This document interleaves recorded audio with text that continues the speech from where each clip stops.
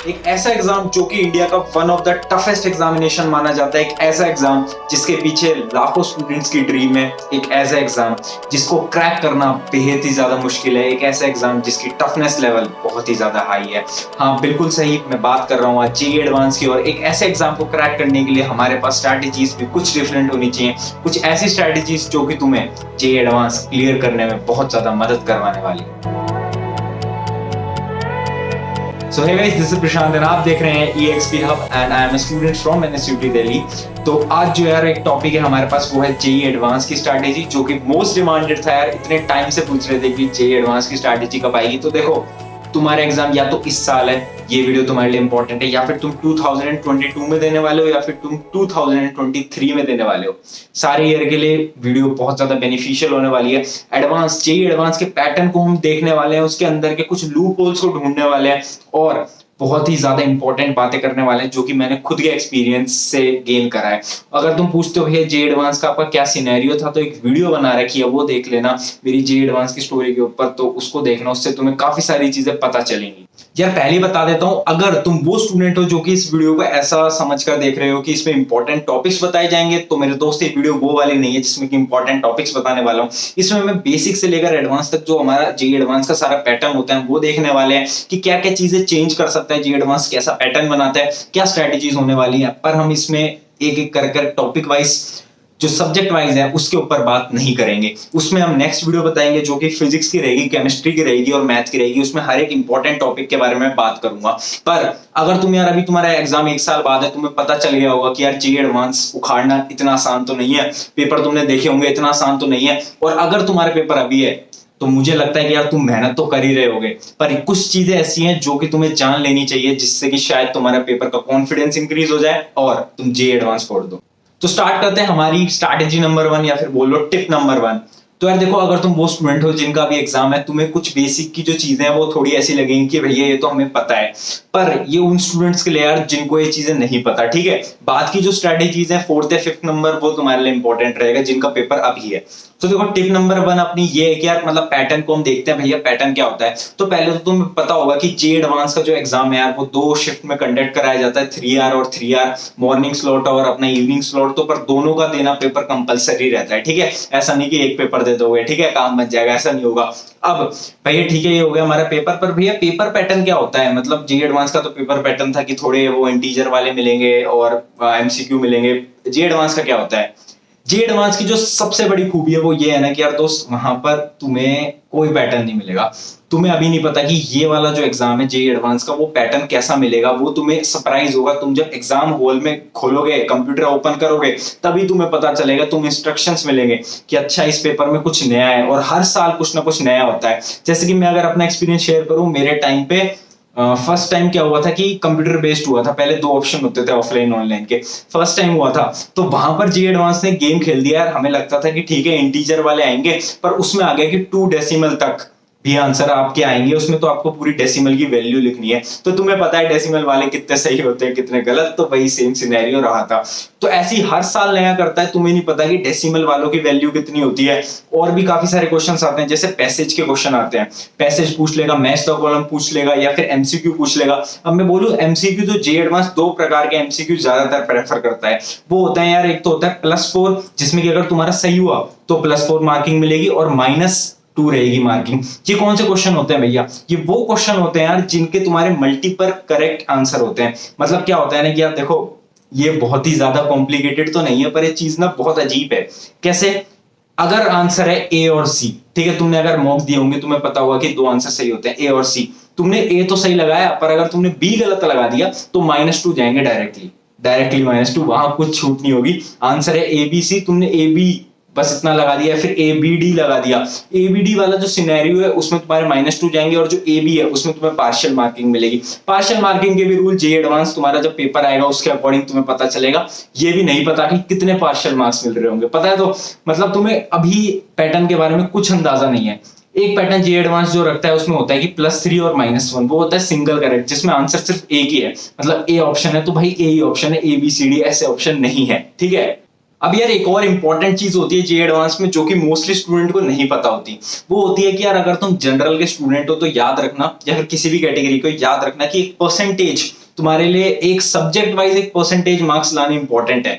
क्या होता है ना कि कभी जे एडवांस 360 का हो जाएगा, कभी 720 का हो जाएगा, कुछ नहीं पता, ठीक है। पर भैया ये कैसे होता है परसेंटेज? तो देखो जनरल के लिए 10% पर सब्जेक्ट मार्क्स कंपलसरी है अगर तुम्हें जे एडवांस क्वालिफाई करना है। मतलब ओवरऑल मिला के तो कट ऑफ आएगी आएगी, पर सब्जेक्ट का भी कट ऑफ बहुत ज्यादा इंपॉर्टेंट है। क्या होता है ना, स्टूडेंट्स मतलब हो गई भाई केमिस्ट्री बहुत अच्छी होगी, फिजिक्स बहुत हो गई, पर मैथ में यार नंबर रह गए, 10 नंबर ही रह गए, और 12 है मानो सब्जेक्ट वाइज कट ऑफ, तो नहीं हो पाएगा। जे एडवांस में अगर तुम्हारे नंबर 180 भी आ रहे होंगे तो भी तुम डिस्क्वालीफाई होगे। क्यों? क्योंकि तुमने वो जो 10% का क्राइटेरिया था वो पार नहीं किया। तो इस 10% के क्राइटेरिया वो बहुत ज्यादा इंपॉर्टेंट है। स्टूडेंट भूल जाते हैं, तो याद रखो सारे सब्जेक्ट में कम से कम 10% मार्क्स तो लेके चलना, चाहे तुम्हारी कोई भी स्ट्रॉन्ग है कोई भी वीक है, ठीक है।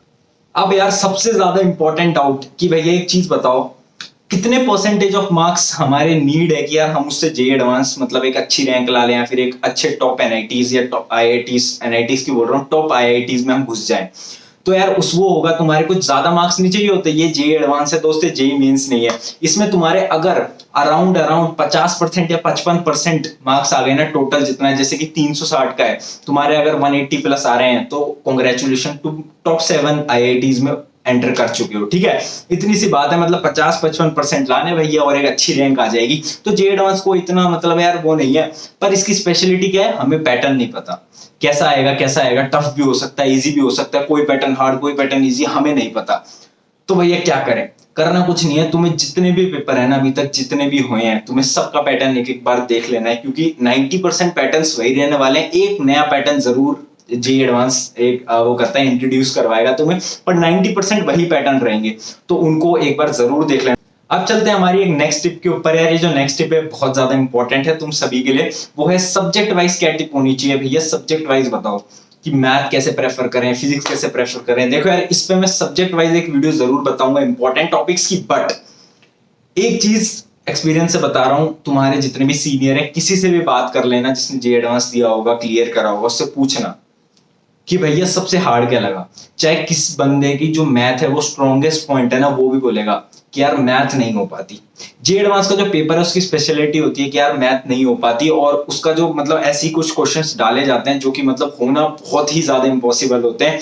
वो इसलिए डाले जाते हैं कि यार कुछ तो वेटेज लगे कि हाँ यार है पेपर इंडिया का टफेस्ट पेपर है, ऐसे कैसे है, इस वजह से है। तो उस चीज को याद रखना कि यार मैथ बहुत ज्यादा टफ रहने वाली है। किसी भी एग्जाम को उठा लो, जे एडवांस का मतलब कोई भी ईयर का, मैथ टफ रहने वाली है। तुम्हें क्या फोकस करना है? केमिस्ट्री। भाई देखो इजीली बता रहा हूं, पूरी मतलब केमिस्ट्री की वीडियो में डिटेल में समझाऊंगा, पर केमिस्ट्री में इनऑर्गेनिक, इसमें भी जे एडवांस में भी एनसीईआरटी से उठ के आती है। एनसीईआरटी से उठ के आती है, 20 नंबर तुम इजीली गेन कर लोगे। अगर 20 से 25 नंबर इनऑर्गेनिक दिला देती है तो क्या दिक्कत है? कोई दिक्कत है नहीं ना। तो बस इनऑर्गेनिक को पढ़ना स्टार्ट कर दो। अगर तुम लास्ट के डेज में हो या फिर तुम अगर स्टार्ट कर रहे हो, तो देखो केमिस्ट्री में ऑर्गेनिक, फिजिकल, इनऑर्गेनिक, इनमें थोड़ा सा अच्छा अपना मेजर रखो, क्योंकि मैथ जे एडवांस में नंबर उतने नहीं दिलाएगी। देखो क्लियरली बता रहा हूँ, कोई भी सीनियर है उससे पूछ लेना, सब यही बोलेंगे। अब नेक्स्ट स्टेप पे चलते हैं, जो कि सबसे ज्यादा स्टूडेंट्स के मतलब यार लॉस दिलाती है, जिसकी वजह से उनकी रैंक अच्छी नहीं आ पाती। क्या है? वो है नेगेटिव मार्किंग। भैया नेगेटिव मार्किंग जेईई एडवांस में दोस्त ये सबसे ज्यादा हमारा फेलियर होता है, जब हम नेगेटिव मार्किंग से ज्यादा बच नहीं पाते। क्यों नहीं बच पाते? क्योंकि मैंने तुम्हें भी पैटर्न समझाया +4 -2 का। उसमें क्या होता है कि जैसे ए और सी ऑप्शन है, तुमने ए और बी लगा दिए तो तुम्हारा -2 चला जाएगा। इसलिए याद रखना, स्पेशली बोल रहा हूँ ऑर्गेनिक केमिस्ट्री में, याद रखना क्या होता है, कंपाउंड आते हैं एक जैसे लगते हैं, हम डिफरेंशिएट नहीं कर पाते। याद रखना जिस ऑप्शन पे तुम्हें लग रहा है कि अच्छा भाई ए हमें पता है ए है, सी और डी में कंफ्यूजन है, तो सी और डी मत लगाओ, ए लगा दो। तुम्हारा 1 नंबर या फिर जितना भी पार्शियल मार्किंग होगी वो तुम्हें मिल जाएंगे, -2 से बच जाओगे। याद रखो नेगेटिव मार्किंग बहुत ज्यादा तुम पे इंपैक्ट डालने वाली है। नेगेटिव मार्किंग से बचो। अगर तुम्हारा पेपर अभी है या फिर पहले अभी तुम्हारा अगले सालों में, तो याद रखें प्रैक्टिस करें मॉक टेस्ट में, और अपने नंबर कैलकुलेट करना अभी से स्टार्ट कर दो, क्योंकि टाइम बचा नहीं है। जितना टाइम लगता है ना, वो कब निकल जाएगा पता नहीं चलता। अब पर्सनल एक्सपीरियंस से एक और टिप देना चाहूंगा, वो है टाइम मैनेजमेंट। भैया टीचर तो ऐसा बोलते हैं हमारी कोचिंग के कि जे एडवांस का पेपर तो इतना कोई लेंथी नहीं होता, वो तो उसमें टाइम मैनेज की जरूरत ही नहीं है। स्टूडेंट की तरह बताऊं, बहुत ज्यादा झूठ है ये बात। बहुत ज्यादा टाइम मैनेजमेंट की जरूरत पड़ने वाली है तुम सभी को, चाहे तुम कैसे भी स्टूडेंट हो, पर बहुत ज्यादा इंपॉर्टेंट टाइम मैनेजमेंट रहने वाला है। क्यों? देखो यार, पहली शिफ्ट दे दोगे 3 घंटे की, लगेगा कि ठीक है, टाइम अच्छा खासा टाइम मिला था, पर जब 3 घंटे का वापस एग्जाम होगा ना, बीच में 2 घंटे के गैप के बाद, दिमाग है ना खुल जाएगा और तुम्हें लगेगा कि यार भाई क्वेश्चन नहीं हो रहे, क्वेश्चन नहीं हो रहे, क्वेश्चन नहीं हो रहे। और मैथ एक ऐसा सब्जेक्ट होगा ना जिसमें तुम्हारा इतना टाइम खाएगा कि 3 घंटे के पेपर में 1.5 से 2 घंटे तुम्हारे मैथ ले जाएगा। इसलिए कह रहा हूं टाइम मैनेजमेंट बहुत ज्यादा इंपॉर्टेंट है। सोल्यूशन, भैया सोल्यूशन कहाँ है, सोल्यूशन तो दो। सोल्यूशन इसका ये है ना कि यार अभी से स्टार्ट कर दो 6 घंटे की सिटिंग मारना, चाहे तुम कुछ भी करते हो पर 6 घंटे तुम्हें पढ़ना है, चाहे तुम थ्योरी रिवाइज करते हो, क्वेश्चन प्रैक्टिस करते हो, कुछ भी हो, और वो 6 घंटे ऐसी होने चाहिए, 3 घंटे पढ़ा तुमने, उसके बाद 1 से 1.5 घंटे का ब्रेक लिया, फिर 3 घंटे पढ़ा। इससे टाइम मैनेजमेंट तुम्हारा पूरा हो जाएगा और दिक्कतें नहीं आएंगी, पहले ही बता रहा हूं, क्योंकि टाइम मैनेजमेंट जी एडवांस में अगर नहीं कर पाए भाई पेपर निकल जाएगा और तुम वहीं के वहीं रह जाओगे। अब यार एक लास्ट टिप देना चाहूंगा जो कि पर्सनली मेरी बहुत ज्यादा मतलब स्पेशल टिप है, जो कि मैंने पेपर दिया तो मैंने ये चीज नोटिस करी, ठीक है। अब ये जो टिप है ना यार, तुम्हें थोड़ी अजीब सी लगेगी, पर देखो होता क्या है, जो 2 एग्जाम होते हैं ना, फर्स्ट और सेकंड, उसमें से 99% चांसेस है कि तुम्हारा जो सेकंड पेपर है वो आसान हो। ऐसा क्यों रखा जाता है? तुम कोई भी पेपर उठा के देखना, सेकंड वाला आसान होता है। मेरा खुद का जब हुआ था वो भी आसान था सेकंड वाला। क्यों? क्योंकि फर्स्ट में क्या होता है ना कि यार आईआईटी वाले बनाते हैं तो सोच के बनाते हैं कि अच्छा यार फर्स्ट में एग्जॉस्ट कर दो इनका ब्रेन, कर दिया एग्जॉस्ट, उसके बाद ब्रेक दिया, छोटा सा डीमोटिवेट हो गए कि नंबर नहीं आ पा रहे, उसके बाद सेकंड में थोड़ा इजी पेपर आता है। तो तुम्हें क्या याद रखना है कि यार याद रखो, अगर पहला पेपर अच्छा नहीं जाता तो सेकंड पेपर आसान आने की चांसेस बहुत ज्यादा हैं, और सेकंड पेपर में तुम बहुत अच्छा स्कोर कर सकते हो। क्योंकि यार अगर एक पेपर में भी तुम, जैसे कि मानो 180 के 2 पेपर हुए तुम्हारे, अगर सेकंड पेपर में तुम अगर 100 नंबर ला देते हो तो यार बहुत अच्छा स्कोर हो जाएगा, चाहे फर्स्ट पेपर में तुम्हारे 50-60 नंबर ही आ रहे हो। तो ये जो 160 टोटल हो जाएगा, ये इंपॉर्टेंट करता है। कोई भी मैटर नहीं करेगा कि फर्स्ट, कोई नहीं पूछेगा तुमसे कि यार फर्स्ट में कितने आए थे, सेकंड में कितने आए थे, टोटल से ही तुम्हारी रैंक आएगी। तो याद रखेंगे, ये मेरी लास्ट एंड इंपॉर्टेंट टिप थी। तो ये थी हमारी जेईई एडवांस की बहुत ही बेहतरीन स्ट्रैटेजी। सब्जेक्ट वाइज भी जल्द आ रही होगी, पर तुम्हें कमेंट करना पड़ेगा, चाहे तुम किसी भी ईयर के स्टूडेंट हो, तुम्हें कमेंट करना पड़ेगा कि हाँ यार सब्जेक्ट वाइज डाल दो भैया, जल्दी से जल्दी डालने की कोशिश करूंगा मैं। तो यार पढ़ते रहें, मिलते हैं अगली वीडियो में, जब तक के लिए मेहनत करो और जेईई एडवांस क्रैक करो। फिर करते हैं इंटरव्यू, है ना, जेईई एडवांस क्रैक कर लेंगे, उसके बाद लाएंगे चैनल पे तुम ही कोई, जो तुम वीडियो देख रहे हो, आना लिखना भैया इतनी परसेंटेज आई जेईई एडवांस में, इतनी रैंक आई, फिर हम एक इंटरव्यू कर रहे होंगे। Take care.